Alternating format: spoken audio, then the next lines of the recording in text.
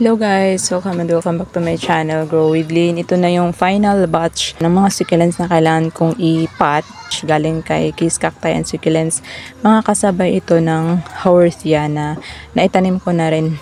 Ayan, nag-prepare na ako ng mga pots para madali na lang ako matapos. Nakalimutan ko na kung ilang days ito. Ilagay ko na lang sa screen. Unahin na natin itong si Fuzzy. Super fuzzy.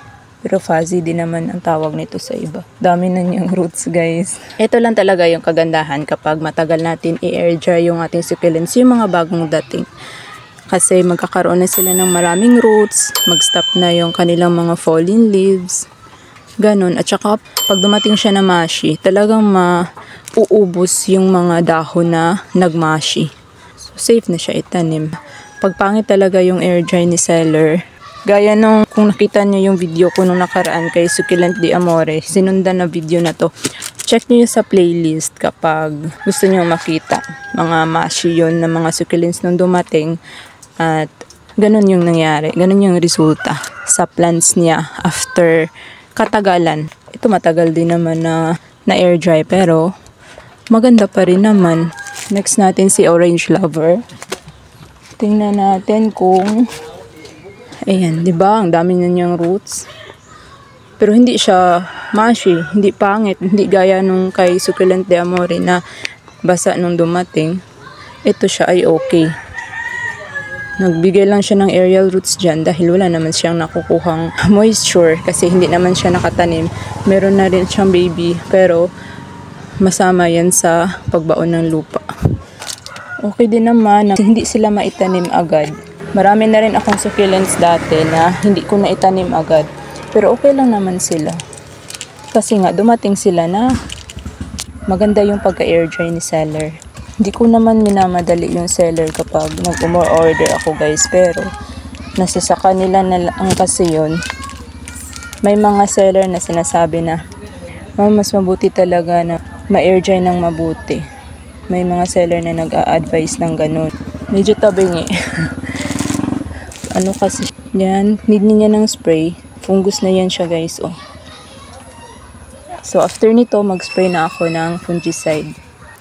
Meron pa pala ayan. Sunod na natin itong, dito na lang isingit. Si Lovely Rose. Ayan, ang dami na rin yung roots guys. Parang ang cute naman niya. Lah, may kinain siya. Dito na to kinain guys. Wala naman yung kagat nung dumating. Medyo sensitive si Lovely Rose dito sa area ko. Sunod natin si Powder Puff. Ayan, hindi pala talaga siya mashi. Ganon talaga yung dahon niya nung dumating. Yung nagbablock. Kasi na-air dry naman siya ng maayos. Tingnan niya yan. Oh. Wala siyang dahon na basa. Kaya maganda yung kanyang air dry. Meron ding cream puff. Pero namatay na yung sa akin. Meron siyang roots, kunti pa lang. Ayan. Ay, sana tinanggalan ko pala to ng roots nung nakaraan, Hayaan yun na. Late na masyado bago ma-realize. Ayan. Okay na. She's good to go. Sunod na natin itong si Snow Panda. Ayan. Gusto ko ang Snow Panda na to, yung galing kay Kiss kasi hindi siya payat. Hindi gaya nung na-receive ko nung nakaraan na payatot.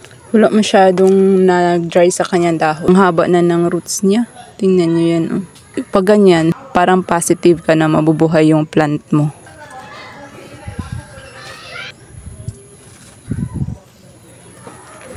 Mahilig din ba kayo sa mabalahibo guys? Nakailang mabalahibong succulent na ako. Tapos, hindi nabubuhay yung iba. Kaya, nakailang bili na rin ako. Yan. Tayo na siya. Daming stick. Pero, madali lang din naman to siyang mag-stable. At, hindi na siya malaglag. Yan.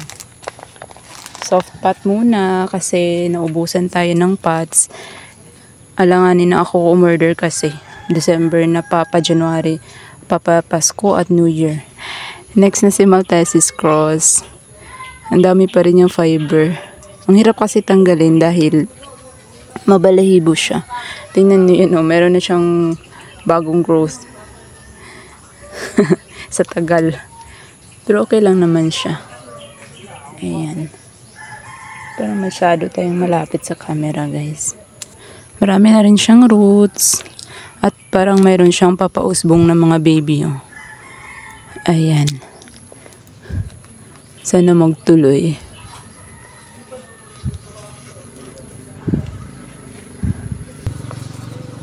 Hindi masyado silang bumaluktot dahil nilagay ko sa pot.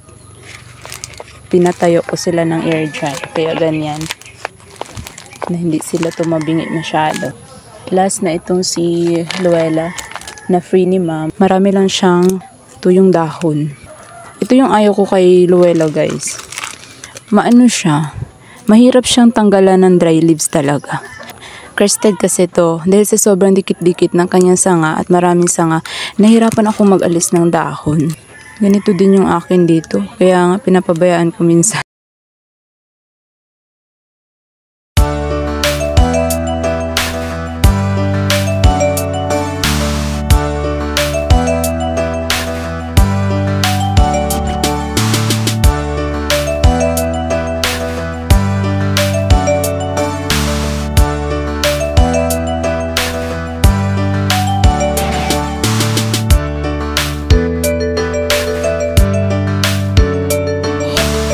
Daming dahon, guys, oh.